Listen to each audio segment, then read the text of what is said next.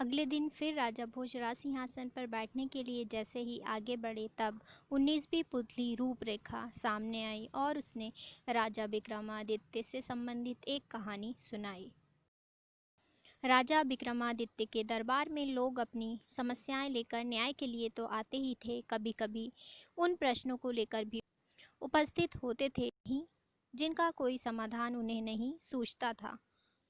विक्रम उन प्रश्नों का ऐसा सटीक हल निकालते थे कि प्रश्नकर्ता पूर्ण संतुष्ट हो जाता था। ऐसे ही एक टेढ़े प्रश्न को लेकर एक दिन दो तपस्वी दरबार में आए और उन्होंने विक्रम को अपने प्रश्न का उत्तर देने की प्रार्थना की। उनमें से एक का मानना था कि मनुष्य का मन ही उसके सारे क्रियाकलाप पर नियंत्रण रखता है और मनुष्य कभी भी अपने मन के विरुद्ध कुछ भी नहीं कर सकता।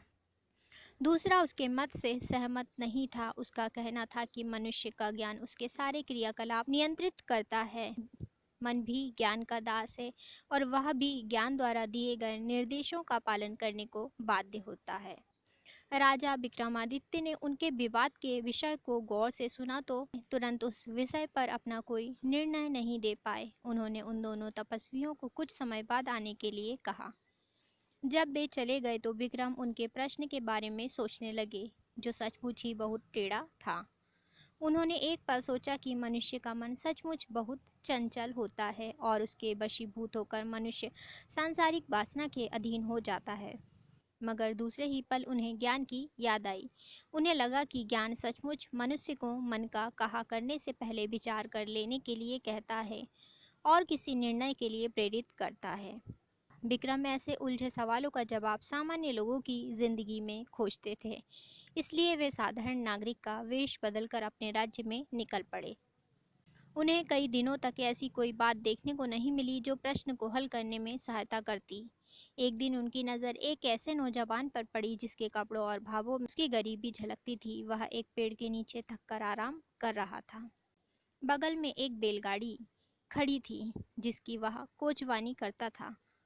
राजा ने उसके निकट जाकर देखा तो वे उसे एक झलक में ही पहचान गए।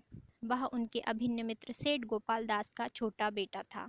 सेठ गोपाल दास बहुत बड़े व्यापारी थे और उन्होंने व्यापार से बहुत धन कमाया था। उनके बेटे की यह दुर्दशा देखकर उनकी जिज्ञासा बढ़ गई। उसकी बदहाली का कारण जानने को उत्सुक हुए। उन्होंने उससे पूछा कि उसकी यह दशा कैसे हुई, जबकि मरते समय गोपाल दास ने अपना सारा धन और व्यापार अपने दोनों पुत्रों में समान रूप से बांट दिया था। एक के हिस्से का धन इतना था कि 2 पीढ़ी तक आसान से जिंदगी गुजारी जा सकती थी।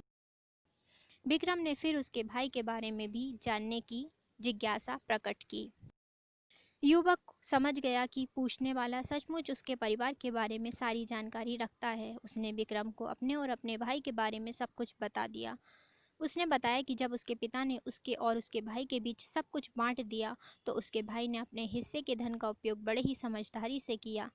उसने अपनी ज़रूरतों को सीमित रखकर सारा धन व्यापार में लगा दिया और दिन रात मेहनत करके अपने व्यापार को कई गुना बढ़ा लिया।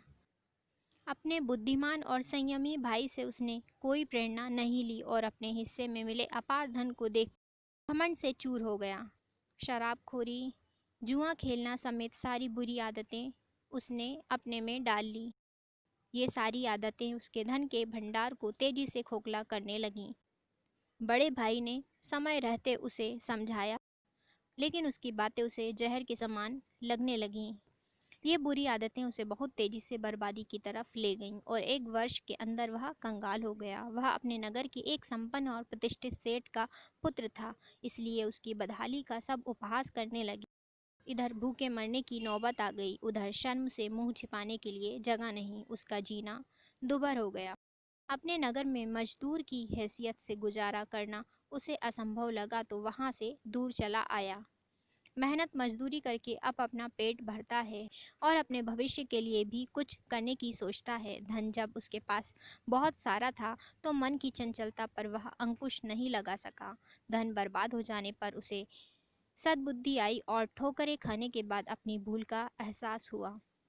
जब राजा ने पूछा क्या वह धन आने पर फिर से मन का कहा करेगा, तो उसने कहा जमाने की ठोकरों ने उसे सच्चा ज्ञान दे दिया है और उस ज्ञान के बल पर वह अपने मन को वश में रख सकता है। विक्रम ने तब जाकर उसे अपना असली परिचय दिया और उसे कई स्वर्ण मुद्राएं देकर होशियारी से व्यापार करने की सलाह दी।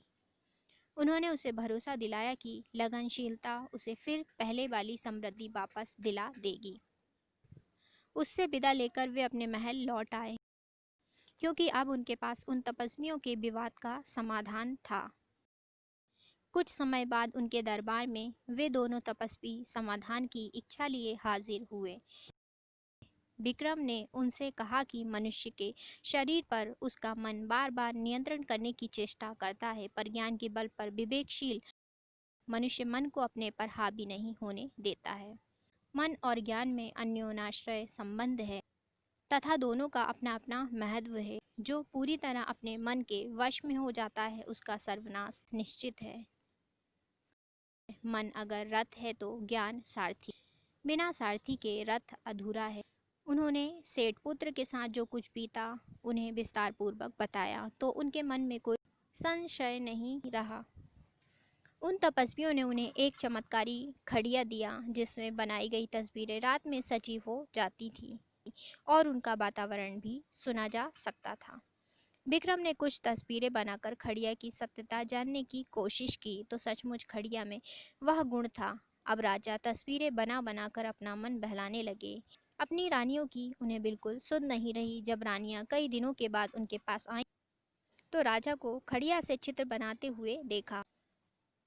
रानियों ने आकर उनका ध्यान बटाया तो राजा को हंसी आ गई और उन्होंने कहा वे भी मन के अधीन हो गए थे, अब उन्हें अपने कर्तव्य का ज्ञान हो चुका है।